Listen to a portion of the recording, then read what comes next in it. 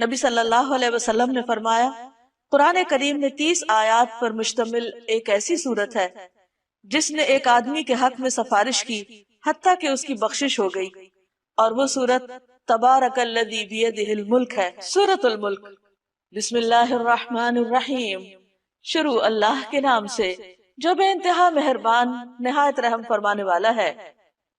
تبارک الذی بیدہ الملک وہو علی کل شیء قدیر، نہایت بزرگ و برتر ہے، بہت بابرکت ہے وہ جس کے ہاتھ میں کائنات کی سلطنت ہے، ہر چیز کا مالک، ہر چیز کا بادشاہ، اور وہ ہر چیز پر قدرت بھی رکھتا ہے، یعنی ایسا بادشاہ نہیں کہ جو بے اختیار ہو، بلکہ وہ ہر ایک چیز کو اپنے کنٹرول میں رکھتا ہے، کوئی چیز اس کے اذن کے بغیر ادھر سے ادھر نہیں ہو سکتی۔ اور اس کے ساتھ ساتھ اتنا اختیار، اتنی پاور، اتنا کنٹرول رکھنے کے ساتھ ساتھ بابرکت بھی ہے، یعنی اس کی ذات سے خیر ہی خیر وابستہ ہے، اس کی رحمتوں، برکتوں، بھلائیوں کی کوئی انتہائی نہیں، کیونکہ برکت میں بڑھوتری کا معنی پایا جاتا ہے، یعنی جتنی بھی خیر بھلائی ہے وہ اس کا فیضان جو ہے وہ ہمیشہ ہمیشہ کے لیے جاری ہے۔ الذی خلق الموت والحیات لیبلوکم ایکم احسن عملا، وہ جس نے موت اور زندگی کو بنایا تاکہ تمہیں آزما کر دیکھے، تمہارا امتحان لے۔ کس بات کا امتحان؟ ایکم احسن عملا، کہ تم میں احسن عمل کون کرتا ہے۔ اللہ سبحانہ وتعالی نے یہ دنیا بنائی اور اس میں ہمیں بھیجا، اور بھیجنے کے بعد ہماری زندگی موت کا مقصد ہمیں بتا دیا کہ میں نے اس لیے یہ سب کچھ سلسلہ بنایا ہے کہ انسان سے یہ دیکھا جائے کہ وہ اپنی زندگی کا استعمال کیسے کرتا ہے، وہ یہاں دنیا میں کس طرح رہتا ہے، اپنی خواہش کے مطابق یا اللہ کی مرضی کے مطابق، وہ اللہ تعالیٰ کے احکامات کتنے مانتا ہے اور دنیا والوں سے کتنا ڈرتا ہے۔ تو ہم میں سے ہر شخص کی یہ آزمائش ہو رہی ہے۔ اللہ تعالیٰ نے اس کائنات میں ایک بہت ہی بہترین جگہ، پرفیکٹ جنت کی شکل میں بنائی، وہ اتنی خوبصورت ہے کہ جس کی کوئی مثال دنیا میں ہے ہی نہیں، کوئی اس کا تصور ہی نہیں کر سکتا۔ اس جنت میں بسانے کے لیے اللہ تعالیٰ اس دنیا سے انسانوں کا انتخاب کر رہا ہے، امتحان میں ڈالنے کے بعد، ٹیسٹ کرنے کے بعد، کھنگالنے کے بعد یہاں سے وہ بہترین انسانوں کو چنے گا اور وہاں بسائے گا۔ اس کے لیے کوئی کسی کے کام نہیں آئے گا، جیسے کسی دوسرے کی نیکیاں اس سے کوئی اور فائدہ نہیں اٹھائے گا، جو کرے گا وہی پائے گا، جو بوئے گا وہی کاٹے گا۔ اب یہ ہم پہ ڈیپینڈ کرتا ہے کہ ہم اس جنت میں جانے کے لیے کس قسم کے کام کرتے ہیں، کتنی محنت کرتے ہیں۔ نبی صلی اللہ علیہ وسلم نے ایک جگہ پر فرمایا کہ خبردار، اللہ کا سودا بڑا مہنگا ہے اور اللہ کا سودا جنت ہے، یعنی اگر تم اللہ سے تجارت کرنا چاہتے ہو اور اس کی جنت چاہتے ہو تو پھر اس کے لیے قربانیاں کرنی پڑے گی، وہ مفت میں نہیں ملے گی، اس کے لیے محنت کرنی ہوگی۔ اور وہ محنت کیا ہے؟ احسن عمل، بہترین کام۔ بہترین کام وہ نہیں ہوتے کہ انسان جن کو خود بہترین سمجھے، یعنی اس کی اپنی عقل کہے کہ یہ بہت اچھا، یہ کر لیتے ہیں۔ مثلا اگر کسی کا دل کسی خاص کپڑا پہننے کو کر رہا ہے تو وہ کہے کہ یہ سب سے اچھا کام ہے کیونکہ میرا دل یہ چاہ رہا ہے کہ میں یہ پہنوں، تو ضروری نہیں کہ وہ اللہ تعالیٰ کو بھی پسند ہو۔ اسی طرح اگر کسی انسان کو کوئی ایسی چیز کھانے کو دل چاہ رہا ہے اور اس کی بہت زیادہ اس میں خواہش ہے تو ضروری نہیں کہ وہ اللہ سبحانہ تعالیٰ کو پسند بھی ہو سکتا ہے اللہ نے اس کو حرام کر رکھا ہو۔ اسی طرح اگر کسی کے دل میں کچھ باتیں ہیں اور وہ ان کو بولنا چاہتا ہے، کرنا چاہتا ہے، تو اس کو سوچنا پڑے گا کہ جو کچھ میں کہہ رہا ہوں یہ اللہ کو بھی پسند ہے یا نہیں۔ اسی طرح انسان اپنی مرضی سے کچھ سوچنا چاہتا ہے، کچھ اپنے دل دماغ میں اس کے خیالات ہیں اور وہ ان کو بہت انجوائے کرتا ہے، لیکن ضروری نہیں کہ وہ خیالات اللہ تعالیٰ کو بھی پسند ہوں۔ تو اس لیے اگر انسان احسن عمل کرنا چاہتا ہے تو اس کو دیکھنا پڑے گا کہ جس نے ہمارا انتخاب کرنا ہے، جس نے سلیکشن کرنی، اس کے نزدیک احسن کیا ہے، وہ کس چیز کو پسند کرتا ہے، اس کا کرائیٹیریا کیا ہے، اس کو کیسے میٹ کیا جائے، کس طرح اس کے مطابق ہم اپنی سوچ، اپنے خیالات رکھیں، اپنی گفتگو رکھیں اپنے عمل، اپنے معاملات، لوگوں کے ساتھ طرز عمل، یہ سب کچھ کس طرح ہو، اور اگر یہ اس کی پسند کے مطابق ہوا تو قابل قبول، اور اگر وہاں ریجیکٹ ہو گیا تو اس کا کوئی فائدہ نہیں۔ تو فرمایا اس نے موت اور زندگی کو بنایا تاکہ تمہارا امتحان لے۔ ہر شخص امتحان میں ہے، اللہ تعالیٰ اچھے یا برے ہر طرح کے حالات سے بھی انسان کو آزما رہا ہے کہ ان حالات میں انسان کرتا کیا ہے۔ مثلا انسان کے اوپر دو حالتوں میں سے ایک حالت ہوتی ہے، یا وہ بہت خوش ہوتا ہے یا وہ تکلیف میں ہوتا ہے، یا وہ بس بیچ میں ہی درمیان میں ہوتا ہے۔ اب آپ دیکھیے کہ اگر وہ خوش ہے تو اس سے دیکھا یہ جاتا ہے کہ خوشی میں یہ کرتا کیا ہے، اللہ کی رضا کے کام یا ناراضگی کے کام، اللہ کا شکر ادا کرتا ہے یا ناشکری کرتا ہے۔ اسی طرح اگر وہ تکلیف میں ہے تو پھر اس کو دیکھا جا رہا ہے، اس کا امتحان ہو رہا ہے کہ اب یہ کیا کرتا ہے، منہ سے کیا بات نکالتا ہے، لوگوں کے ساتھ کیا رویہ اختیار کرتا ہے، صبر کرتا ہے یا نہیں کرتا۔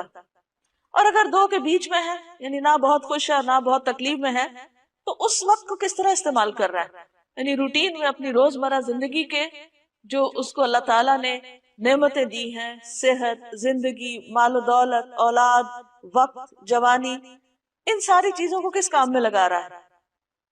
کیا اس کا ہم اور غم صرف دنیا ہے، یا وہ اپنی ان ساری انرجی سے اور ملنے والی ساری نعمتوں سے کوئی اچھے کام بھی کر رہا ہے جس میں خلق خدا کا بھلا ہو، یا اس کی اپنی آخرت کے لیے چیزیں فائدہ مند ہو، خواہ وہ اللہ تعالیٰ کی براہ راست عبادت کا کوئی کام ہو یا بندوں کی خدمت کا کوئی کام، کیونکہ یہ زندگی بیکار گزارنے کے لیے نہیں ملی۔ اس دنیا میں سب سے بڑا نقصان اگر کوئی کر سکتا ہے کسی چیز کا تو وہ خود انسان اپنا ہی کرتا ہے، جب اپنے آپ کا وقت ضائع کرتا ہے، خواہ وہ بیکار کچھ نہ کر کے یا فضول کام کر کے۔ اس لیے جنت الفردوس میں جانے والوں کی جو صفات قرآن مجید میں بیان ہوئی ہیں، ان میں سے ایک صفت یہ ہے کہ والذین هم عن اللغو معرضون، کہ وہ ایسے کاموں سے پرہیز کرتے ہیں جو لغو ہوتے ہیں، بیکار ہوتے ہیں، جن کا نہ دنیا میں فائدہ اور نہ آخرت میں فائدہ، ادھر ادھر کی فضول باتیں، ادھر ادھر کے لوگوں کے حالات میں تجسس، اور بعض اوقات وہ غلط رستے پر بھی انسان کو ڈال دیتے ہیں۔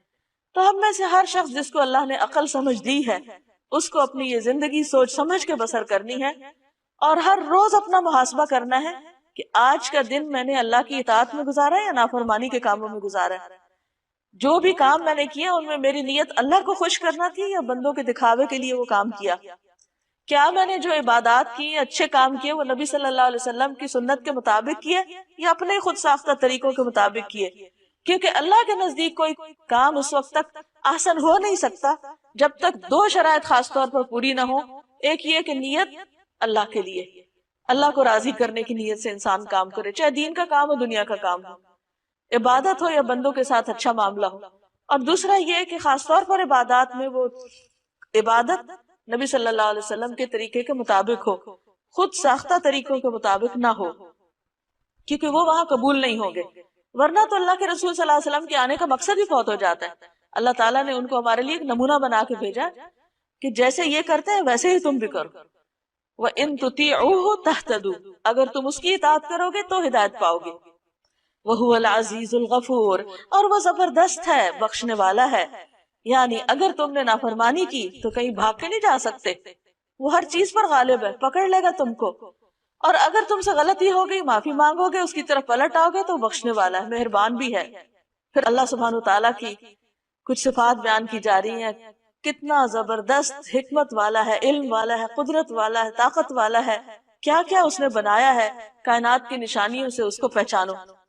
الذی خلق سبع سماوات طباقا، وہ جس نے تہ بر تہ 7 آسمان بنائے، تم رحمان کی تخلیق میں کسی قسم کی بے ربطی نہ پاؤ گے، پرفیکٹ ہے، پورا ویل آرگنائزڈ اور ڈسپلن میں ہے ہر چیز۔ یہ نہیں کہ اللہ تعالیٰ نے آسمان بنایا اور پھر وہ اسے کنٹرول نہیں ہو رہے، یا زمین کے اندر کوئی ایسی خرابیاں ہو رہی کہ وہ آؤٹ آف کنٹرول ہوگی اور وہ جا ٹکرائے کسی اور چیز سے، یا اسی طرح زمین کے اوپر جو چیزیں ہیں، کوئی بھی چیز ایسی نہیں، تخلیق کی کوئی بھی چیز ایسی نہیں کہ جس کے اندر کسی قسم کی کوئی ڈسکرپنسی ہو، کبھی وہ کچھ کرنے لگ جائے کبھی کچھ کرنے لگے۔ مثلا یہ نہیں کہ آگ کبھی جلا رہی اور کبھی ٹھنڈی ہوا دے رہی، اس نے جو کچھ بنایا جس طریقے پر بنایا جس کام کے لیے اس کو بنایا وہ وہی کام کر رہا ہے. اس سے ایک بہت بڑا سبق ملتا ہے کہ اگر ایک چیونٹی سے لے کر ایک ہاتھی تک اپنے اس کام میں لگا ہوا ہے جو اللہ نے اس کے لیے بنایا ہے، جو اللہ نے اس کے لیے رکھا ہے، اور وہ اس مقصد کو پورا کر رہا ہے اس دنیا میں جس مقصد کے لیے اس کو بھیجا گیا ہے، کیونکہ اللہ تعالیٰ کا کوئی کام بھی بے مقصد نہیں، تو پھر کیا انسان کی زندگی کا کوئی مقصد نہیں ہوگا؟ وہ ایسے ہی بیکار بھیج دیا گیا کہ جو جی چاہے کرے، اور اس کی زندگی میں کوئی ڈسپلن نہ ہو، کوئی آرگنائزیشن نہ ہو، اور بغیر کسی ڈائریکشن کے بس وہ صبح اٹھے اور شام کر دے. نہیں، فرمایا تم رحمان کی تخلیق میں کسی قسم کی کوئی بے ربطی نہ پاؤ گے. پھر پلٹ کر دیکھو، کیا تمہیں کوئی خلل نظر آتا ہے؟ کوئی خرابی نظر آتی ہے؟ آسمانوں میں دیکھو، ستاروں اور سیاروں پر غور و فکر کرو، ہر چیز اپنی رفتار کے ساتھ اور اپنے طریقے پر اور اپنی ڈائریکشن پر چلتی چلی جا رہی ہے، اور اتنے ہیوج بڑے بڑے ستارے سیارے بغیر کسی ادھر ادھر ہوئے اپنی ایک سیدھ میں چل رہے ہیں جو اللہ نے راستہ ان کے لیے مقرر کیا. حتیٰ کہ شہد کی مکھی جیسی چھوٹی سی مخلوق بھی اللہ تعالیٰ کے طے کردہ راستوں پر چل کے اپنا کام کر رہی ہے. تو اس میں انسان کے لیے کیا نشانی ہے، کیا سبق ہے کہ اے انسان تو اپنے آپ کو دیکھ کہ تیرے اندر کتنا ڈسپلن ہے اور تیری زندگی میں کیا مقصد ہے. شہد کی مکھی تو شہد بنانے کے لیے آئی ہے، تو دنیا میں کون سے مفید کام کر رہا ہے، اور واپس ساتھ لے جانے کے لیے تمہارے پاس کیا ہے. بار بار نگاہ دوڑاؤ، تمہاری نگاہ تھک کر نامراد پلٹ آئے گی. ہم نے تمہارے قریب کے آسمان کو عظیم الشان چراغوں سے آراستہ کیا، یعنی ستارے بنائے، اور انہیں شیاطین کو مار بھگانے کا ذریعہ بھی بنایا. ان شیطانوں کے لیے بھڑکتی ہوئی آگ ہم نے مہیا کر رکھی ہے. جن لوگوں نے اپنے رب سے کفر کیا ہے، اپنے رب کو نہیں مانتے، ان کے لیے جہنم کا عذاب ہے، اور وہ بہت ہی برا ٹھکانہ ہے. جب وہ اس میں پھینکے جائیں گے تو اس کے دھاڑنے کی ہولناک آواز سنیں گے، اور وہ جوش کھا رہی ہوگی، شدت غضب سے پھٹی جا رہی ہوگی. ہر بار جب کوئی انبوہ اس میں ڈالا جائے گا، اس کے کارندے ان لوگوں سے پوچھیں گے، کیا تمہارے پاس کوئی خبردار کرنے والا نہیں آیا تھا؟ وہ جواب دیں گے، ہاں، خبردار کرنے والا ہمارے پاس آیا تھا، مگر ہم نے اسے جھٹلا دیا اور کہا اللہ نے کچھ بھی نازل نہیں کیا، یہ تم لوگ خود ہی اپنے پاس سے باتیں بنا رہے ہو.